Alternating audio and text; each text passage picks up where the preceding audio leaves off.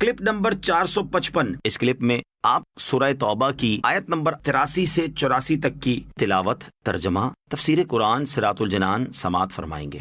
بسم اللہ الرحمن الرحیم۔ ترجمہ، اللہ کے نام سے شروع جو نہایت مہربان رحمت والا ہے۔ فَإِن رَّجَعَكَ اللَّهُ إِلَىٰ طَائِفَةٍ مِّنْهُمْ فَاسْتَأْذَنُوكَ لِلْخُرُوجِ فَقُل لَّن تَخْرُجُوا مَعِيَ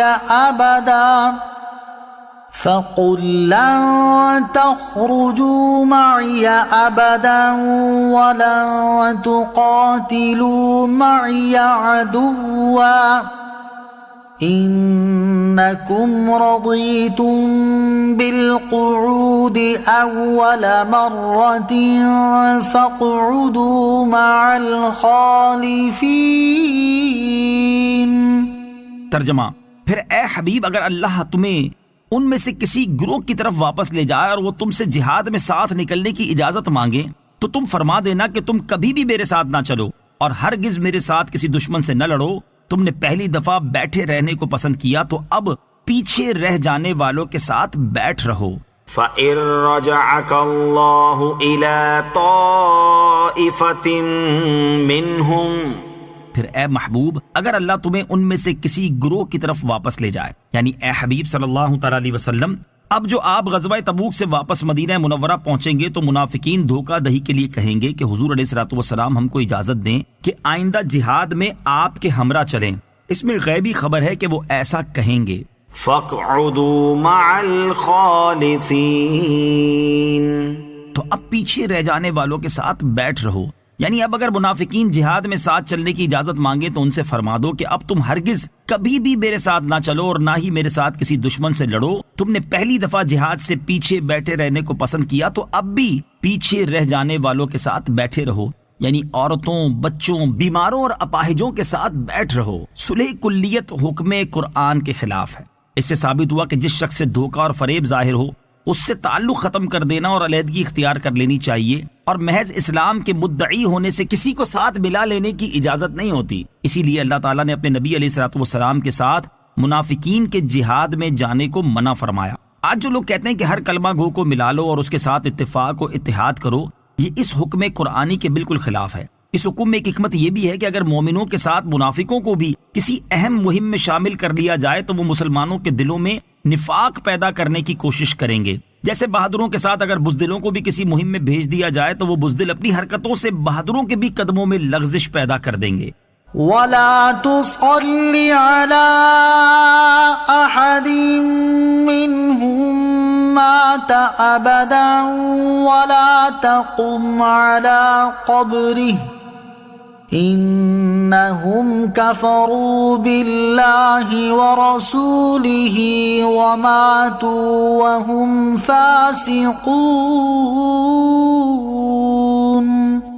ترجمہ، اور ان میں سے کسی کی بیعت پر کبھی نماز جنازہ نہ پڑھنا اور نہ اس کی قبر پر کھڑے ہونا، بے شک انہوں نے اللہ اور اس کے رسول کے ساتھ کفر کیا اور نافرمانی کی حالت میں مر گئے۔ وَلَا تُصَلِّ عَلَىٰ أَحَدٍ مِّنْهُم مَّاتَ أَبَدًا، اور ان میں سے کسی کی میت پر کبھی نماز جنازہ نہ پڑھنا۔ اس آیت میں سرکار مدینہ صلی اللہ علیہ وسلم کو منافقین کے جنازے کی نماز اور ان کے دفن میں شرکت کرنے سے منع فرمایا گیا، اور اس کا شان نزول یہ ہے کہ عبداللہ بن ابی بن سلول منافقوں کا سردار تھا۔